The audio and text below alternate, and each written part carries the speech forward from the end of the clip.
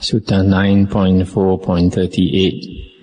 Now 2 Brahmins skilled in metaphysics or the philosophy of mind visited the Exalted One, and after greeting him and exchanging the usual compliments, sat down at one side. So seated, they said this to him: Master Gotama, Purana Kassapa, all-knowing, all-seeing, professes unlimited knowledge and vision, saying, whether I walk, stand, sleep, or wake, always, ever, knowledge and vision are present. And he has thus declared, with infinite knowledge I abide, knowing, seeing a finite world. Master Gotama, the Niganta Nataputta, all-knowing, all-seeing, also professes unlimited knowledge and vision in like words.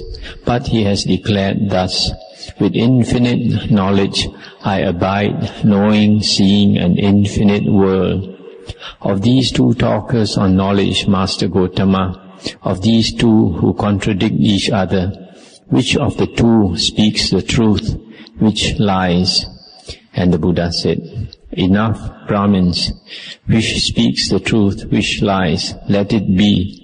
I will teach you Dhamma, Brahmins. Listen, pay heed, I will speak. I just stopped here for a while. These 2 external ascetic leaders mentioned here, Purana Kassapa and Niganta Nataputta, the Jain, they are 2 of 6 well-known as external sect teachers during the time of the Buddha. And Purana Kassapa said that he has infinite knowledge, knowing and seeing a finite world, whereas Niganta Nataputta says that he has infinite knowledge, knowing and seeing an infinite world. So these 2 Brahmins, they asked the Buddha, one says that the world is finite, the other one says that the world is infinite, which means that they contradict each other. So the Brahmins wanted to know which one was speaking the truth and which one was lying. But the Buddha, instead of telling them plainly that the 2 of them were lying, the Buddha decided to just ignore the questions and teach them Dhamma, because if he spoke the truth and said that the 2 were lying, these 2 Brahmins may not believe him because they are not actually disciples of the Buddha yet. And why are they lying? Because they are saying that whether they walk, stand, sleep or awake, always, all the time, knowledge and vision are present in them. But in another sutta, the Buddha has said that this is not possible. It is not possible for a being, for a person to know everything all the time. Even the Buddha himself, he only knows when he contemplates, when he puts attention to what he wants to know, then he knows. If he does not want to know, for example, much of the time the Buddha spends in meditation, in deep meditation states, and a lot of things that goes on in the world he does not know because he's not much bothered to know. And because of that, sometimes, quite often, devas have to come and inform the Buddha, for example, that Devadatta, one of his former disciples, is planning to kill him or something. So the sutta continues. So, yes, sir, they replied. That means the Brahmins replied. And the Exalted One said, imagine, Brahmins, 4 men standing at the 4 corners of the world, each endowed with supreme pace and speed, with supreme length of stride. As an archer, mighty with bow, skilled, deft, a marksman, may wing with ease a slender shaft across a palm tree's shadow. Let such be their speed. As western sea from eastern sea, such their stride. Now suppose the man standing at the eastern corner were to say, by walking I'll reach the end of the world. Though man's lifespan were 100 years, and he lived 100 years, and walked for 100 years, except when eating, drinking, chewing, munching, answering nature's calls, and dispelling fatigue by sleep, he would die before he reached the end of the world. And suppose a man at the western corner, at the northern corner, and the man at the southern corner were to say likewise, though each walked for 100 years, except when eating and so forth, they would die before they reached the end of the world. And why? Not Brahmins, by such journeys do I declare that the world's end may be known, seen, reached. Yet I declare, Brahmins, that without reaching the end of the world, there is no ending of ill. I stop here for a moment. The Buddha is saying, suppose 4 persons, they can walk with extremely fast speed, and their strides, if they took 1 step, they could go from the western sea to the eastern sea. Such great is their stride, and their speed, like arrow shot by an expert archer, very fast.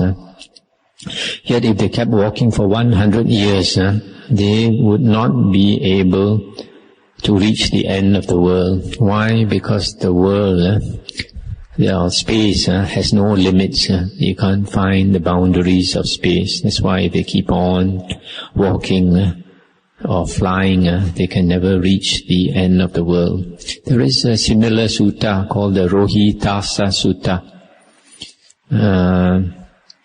I think we have come across that sutta before. I think under the Book of the Force. It is also found in the Samyutta Nikaya, where a deva came to ask the Buddha whether by flying he could get out of the world, reach the end of the world. And the Buddha said, it is not possible. So the Buddha continues, Brahmins, these 5 strands of sense desire are called the world in the code of the Aryan. What 5? Shapes cognized by the eye, longed for, alluring, pleasurable, lovely, bound up with passion and desire. Sounds cognized by the ear, smells by the nose, taste by the tongue, contacts cognized by the touch, longed for, alluring, pleasurable, lovely, bound up with passion and desire. These are the 5 strands of sense desire, Brahmins. I stop here for a moment. Why are the 5 strands of sense desire called the world? Because if we examine carefully, where is the world? We would have to say, we know a world exists because of seeing the forms in the world, hearing the sounds in the world, smelling the smells in the world, tasting the tastes in the world, and touching the things in the world, contacts in the world. So because of these 5 senses, the world arises to us. Without the 5 senses, there is no world. That is why the 5 strands of sense desire are called the world in the Aryan code. And the Buddha continues, now consider, Brahmins, the monk who, aloof from sense desire, enters and abides in the first jhana. He is said to have come to the world's end and abide at the world's end. And some say thus of him, this one is still world-bound, still not gone out from the world. I too say this of him. He is still world-bound, still not gone out from the world. Then consider Brahmins, the monk who enters and abides in the second jhana, the third, the fourth jhana, the sphere of infinite space, the sphere of infinite consciousness, the sphere of nothingness, the sphere of neither perception nor non-perception. In each case, he is said to have come to the world's end and abide there. And some say of him as before, and I too say of him, he is still world-bound, still not gone out from the world. Now consider Brahmins, the monk who, passing wholly beyond the sphere of neither perception nor non-perception, enters and abides in this ending of perception and feeling, and by wisdom sees that the asavas are completely destroyed. That monk is said to have come to the world's end, and abide at the world's end, to have passed through the world's entanglement. That's the end of the sutta. So here the Buddha is saying, when a monk enters and abides in the jhanas, he comes to the world's end, and abide at the world's end. But even though he comes to the world's end, he has still not gone out from the world. Why is it that he is said to come to the world's end? Because when a monk enters the jhanas, the world recedes from him. The world of forms, sounds, smells, taste, touch, these recede from him. He is no more conscious of them. That's why he is come to the end of the world. But however, he has still not gone out from the world. He has still not gone out from the world.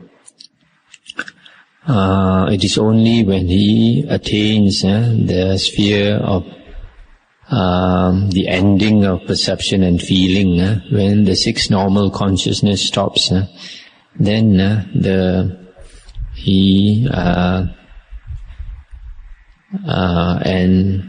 when the asavas are destroyed, then he has not only come to the world's end, he has gone out of the world. He is no more bound by the world. So that's the end of the sutta. So from here you can see that the samatha meditation is very important, tranquilization of the mind, because to get out of the world we have to practice samatha. Even before the getting out of the world, to come to the end of the world, to abide at the world's end, we have to attain the jhanas. So samatha practice, the meditation, samatha meditation is very much the Buddha's teachings. It is suttas like this where it's very clear that if we want to come to the world's end, we must attain the jhanas. We attain the jhanas, we come to the world's end, and a little bit more effort, and with the samatha practice plus vipassana, then we get out of the world. So samatha and vipassana, they go hand in hand. You cannot separate samatha from vipassana practice. Both are required in the Aryan Eightfold Path as the seventh and the eighth factor.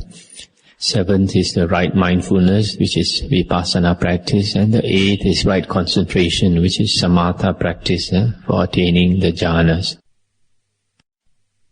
The next sutta is 9.4.39. The Buddha said, monks, long ago a battle raged between the devas and the asuras, and in that battle the asuras won and the devas were defeated, and the defeated devas simply fled, with the asuras facing north, hot after them. Then the devas thought, the asuras give chase, let us battle with them a second time. And a second time they fought, and a second time were defeated and pursued. And a third time they fought, and the asuras won, and the devas were defeated. And defeated and fearful, they just entered the deva city. Monks, thus gone to the city, the devas thought, Now that we have come to the refuge for the fearful, we will henceforth dwell by ourselves and have no dealings with the asuras. And the asuras thought also, gone indeed are the devas to the refuge for the fearful. Henceforth they will dwell by themselves and have no dealings with us. Monks, long ago another battle raged between the devas and asuras, but in that fight the devas won and the asuras were defeated. And the defeated asuras fled, pursued by the devas facing south. Then thought the asuras, the devas pursue us, what if we fight a second time? And they did so, and were a second time defeated. And a third time they fought, and the devas won, and the asuras were defeated. And defeated and fearful, they just entered the asura city. And thus gone to their city, the asuras thought, now that we've come to the refuge for the fearful, we will dwell by ourselves, and have nothing to do with the devas. And the devas thought likewise. In just the same way, monks, what time a monk, aloof from sense desires, enters and abides in the first jhana, he thinks, now that I have come to the refuge for the fearful, I will henceforth dwell by myself and have no dealings with Mara. And Mara, the evil one, thinks, now that the monk has gone to the refuge for the fearful, he will dwell by himself and have no dealings with me. Monks, what time a monk enters and abides in the second jhana, the third, the fourth jhana, he thinks likewise, and Mara too thinks likewise.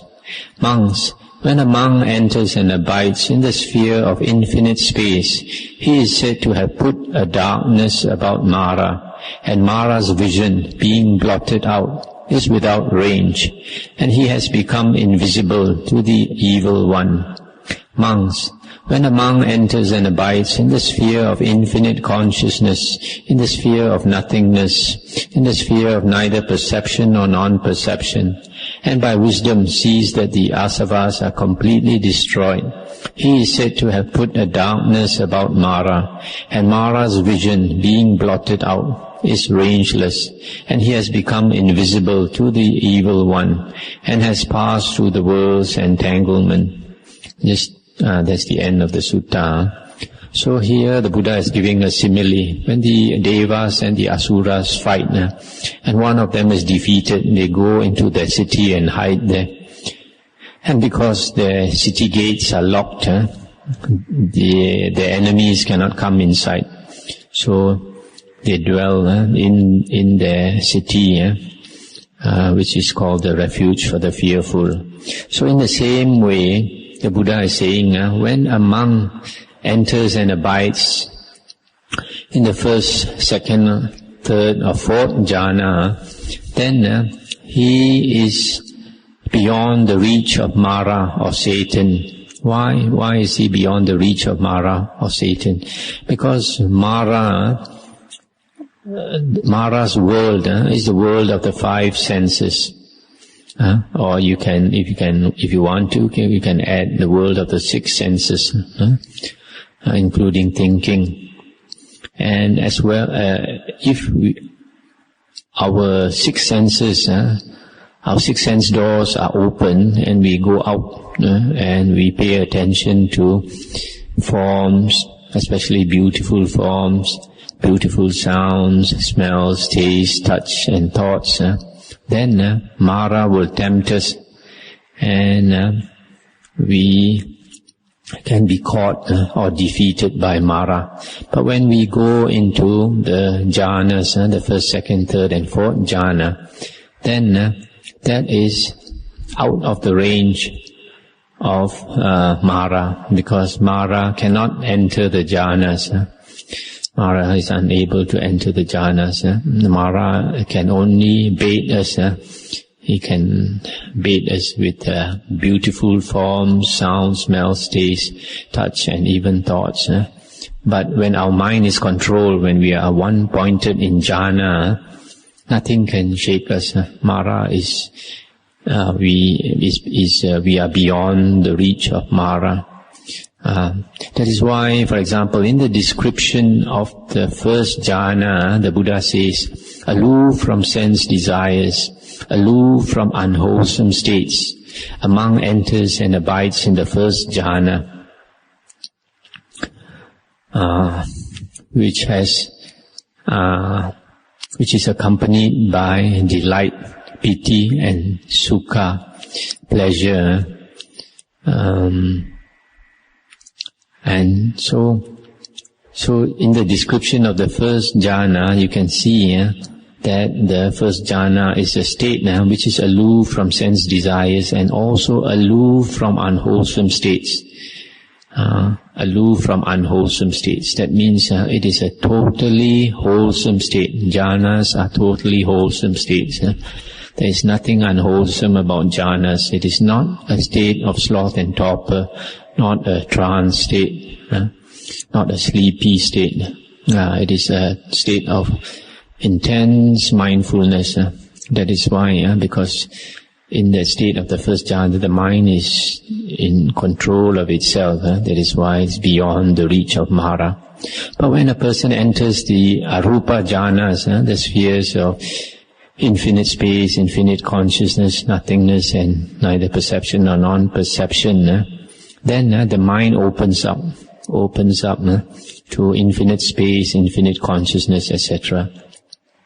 And when that happens, Mara cannot see you. You're beyond the vision of Mara. That's why here the sutta says, you have put a darkness about Mara. And Mara's vision is blotted out. So you see, these jhanas are great states. When you attain these jhana states, we have gone beyond the reach of Mara.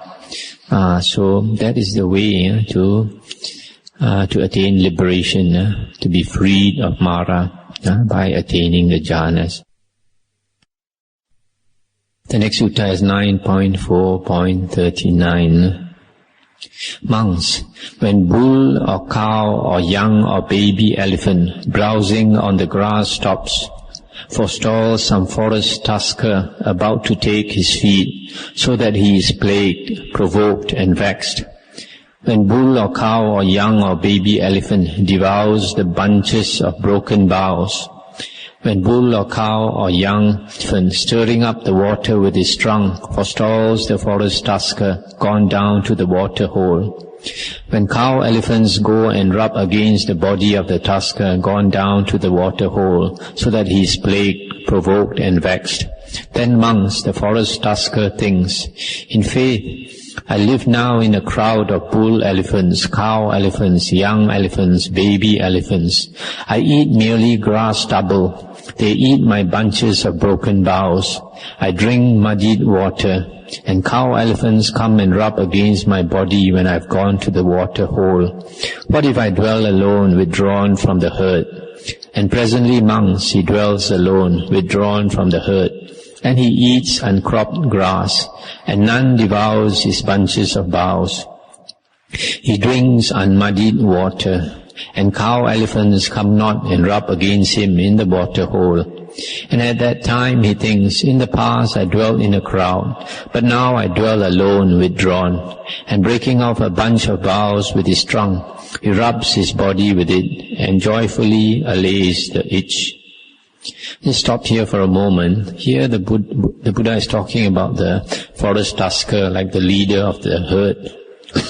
When he walks with his crowd of elephants, and he wants to eat the grass, he finds that the other elephants has eaten the grass, so that the grass becomes very short for him to eat, and he gets annoyed.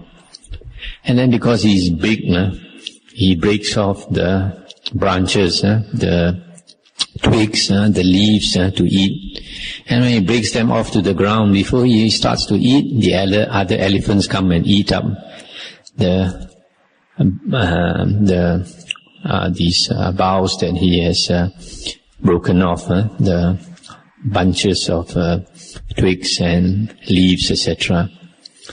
So he gets annoyed with them again. Then when he wants to go and drink in the water hole, to drink the clear water, all the other elephants go and and disturb the water and churn up the mud so that it's not clean water that he gets to drink, so he gets annoyed with them again.